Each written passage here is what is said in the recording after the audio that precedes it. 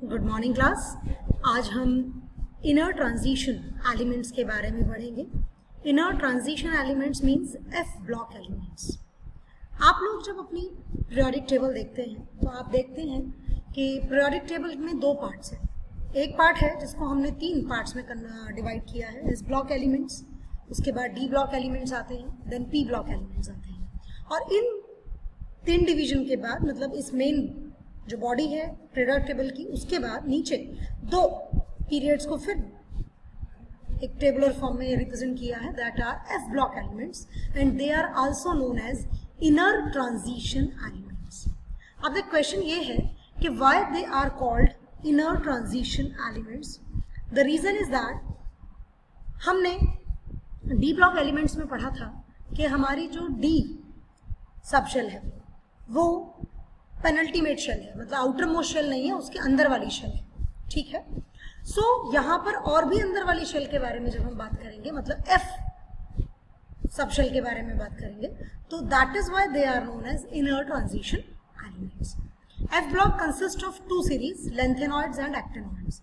Lanthanoids वो 14 elements का group है जो कि लेंथेनम के बाद आता है, लेंथेनम के नेक्स्ट नंबर से जो शुरू हो रहा है। और एक्टिनॉइड्स वो ग्रुप है 14 एलिमेंट्स का जो कि एक्टिनियम को फॉलो करता है, मतलब एक्टिनियम से नेक्स्ट 14 एलिमेंट जो है वो एक्टिनॉइड्स में रखे हैं। अब ये दो सीरीज हमने वहां क्यों बनाई है?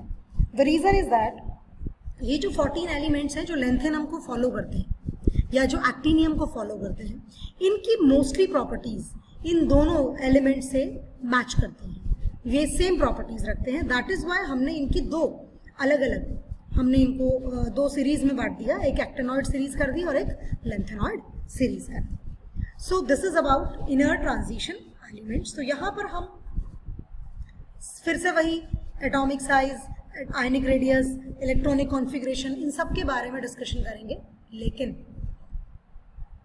सारे के सारे एफ ब्लॉक के बारे में करेंगे। अभी हम डी ब्लॉक के जो एलिमेंट्स हैं, ट्रांजिशन एलिमेंट्स बेसिकली, उनके बारे में डिस्कशन किया है हमने पिछले कुछ दिनों से। अब हम ट्रांजिशन एलिमेंट्स जो है हमारे inner transition element, basically F block elements, उनके बारे में डिस्कशन करेंगे। ठीक है। So because lanthanum closely resembles with the lanthanoids, तो it is usually included in any discussion of the lanthanoids for which the symbol is capital L small n. ठीक है। ऐसे नहीं, एक्टिनियम का ए एंड सी हम यूज करते हैं। तो similarly, a discussion of the actinoids include actinium besides the 14 elements constituting the series. The lanthanoid resembles one another more closely than do the members of ordinary transition elements in any series. बिल्कुल, ये बिल्कुल ठीक बात है।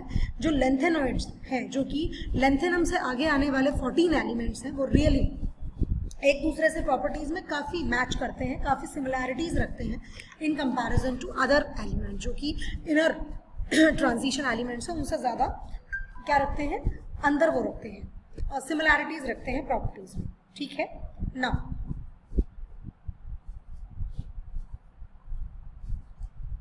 इससे आगे अगर हम देखें, they have only one stable oxidation state and their chemistry provides an excellent opportunity to examine the effect of a small change in size and the nuclear charge along a series of otherwise similar elements.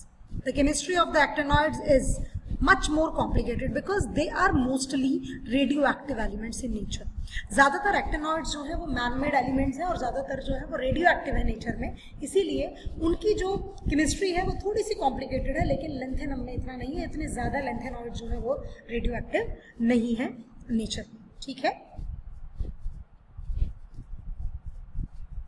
The complication arises partly owing to the occurrence of a wide range of oxidation state in these elements and partially because of their radioactivity creates special problems in their study.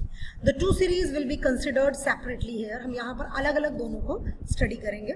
पहला हम पढ़ेंगे lanthanoids. तो lanthanoids में हम सबसे पहले देखेंगे,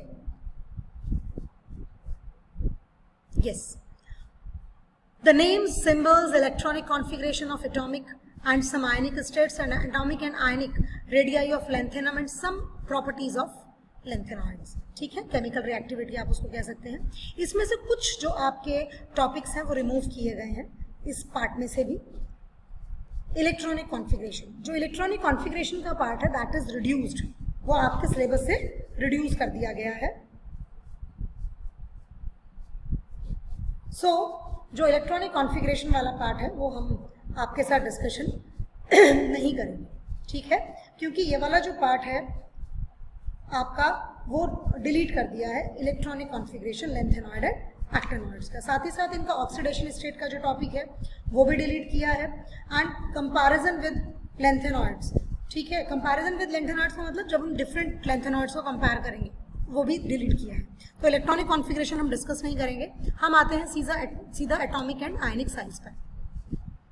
ये देखिए लेंथेनम से शुरू हुआ, हम ल्यूटिटियम तक गए, दिस इज योर ल्यूटिटियम, ठीक है। ये 14 एलिमेंट्स है लेंथेनम को जो कि क्या करते हैं, फॉलो करते हैं। यू कैन सी हेयर, आप देख सकते हैं कि आयनिक रेडियस जो है जैसे जैसे एटॉमिक नंबर बढ़ रहा है इट गोज ऑन डिक्रीजिंग, लगातार डिक्रीज हो रहा है, कोई भी एक्सेप्शनल केसेस में आपको नजर नहीं आ रहा होगा, बाकी सब डिक्रीज होते जा रहे हैं। Why is it so? We know that क्योंकि हर एक एंड पर, हर एक पार्ट पर क्या हो रहा है कि, तो आप देख सकते हैं कि इनका साइज रेगुलर डिक्रीज हो रहा है।